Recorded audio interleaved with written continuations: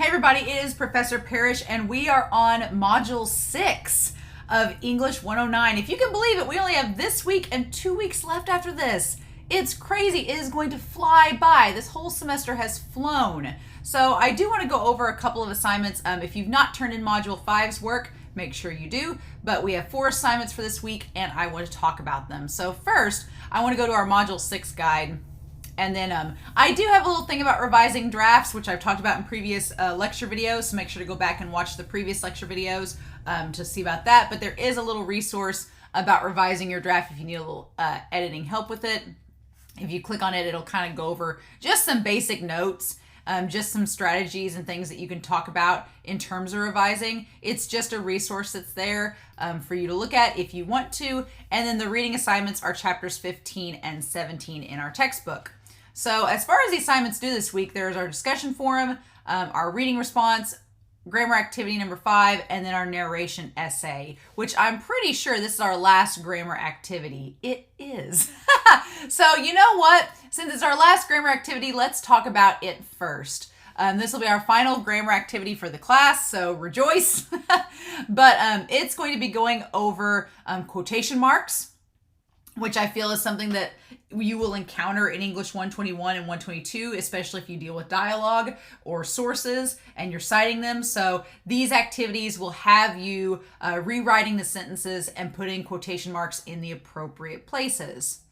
And then activity number 2 on page 522 is talking about introductory phrases. I feel like if anybody is going to make a comma error in their paper or writing, it's always with introductory phrases. And page 222, that section talks about introductory phrases, but basically it's if you start out a sentence with a phrase, you need a comma after it. So if I say after the fall, comma, or if I say before you finish, comma, you have to have, if you add a phrase to a complete sentence, that's called an introductory phrase if it's at the start of the sentence. And so you need to put a comma right after that phrase is over to indicate this was extra stuff. Now here's the actual sentence you need to pay attention to.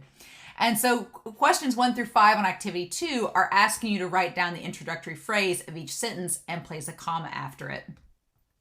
Introductory phrases happen at the beginning of the sentences, and then interrupting phrases happen mid-sentence. So if I say, she was going to the store, which was 5 miles away, to get some milk. You could say she was going to the store to get some milk, but I wanted to make note of how far away the store was. So I would say she was going to the store, comma, which was 5 miles away, comma, to get some milk.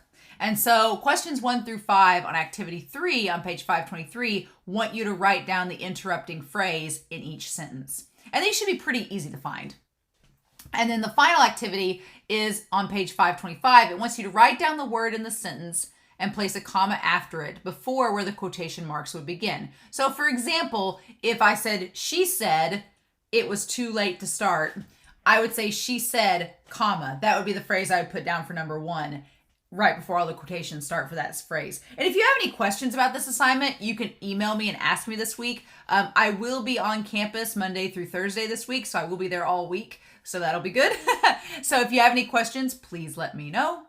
But with that being said, just let me know if you've got any questions and I would be happy to answer them. So that is the grammar review. With that, pretty straightforward. I will say that a lot of people had some errors. Not everybody. Some people did great on the emphatic order for last week's assignment. Some of y'all got it all correct, and I was like, kudos, because that's a hard assignment. I wanted to throw y'all a curveball, and there were some students that had a lot of trouble with the emphatic order, but some of y'all got all of them correct, and I was like, kudos, you did it. So if you got a bad grade on that assignment, don't worry, it happens. That's probably the hardest grammar. The textbook activity there is probably the hardest one in our book. But if you do well in the other assignments from here on in, it will make up your grade and you'll be fine. But that's the grammar review. The reading response number 3 is on here. I'll kind of show you guys what it is.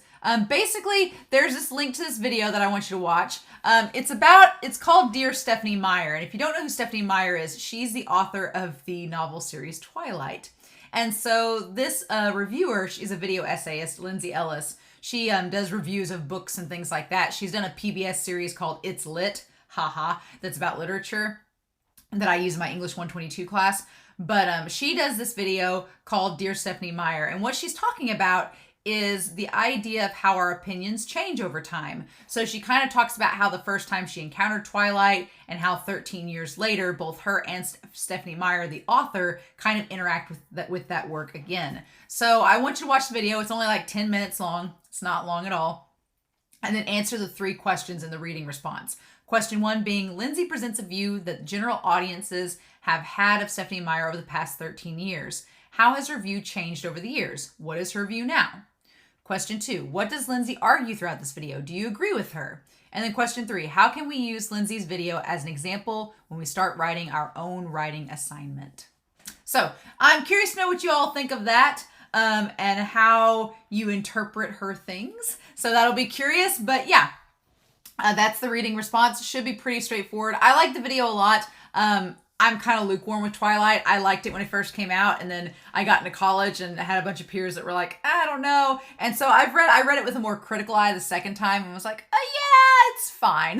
But I do like the points that she makes throughout the video, and she brings up some really interesting topics about Stephanie Myers and about being an author and how fandoms and things change over time with their opinions of your work. So definitely check that out for reading response number 3.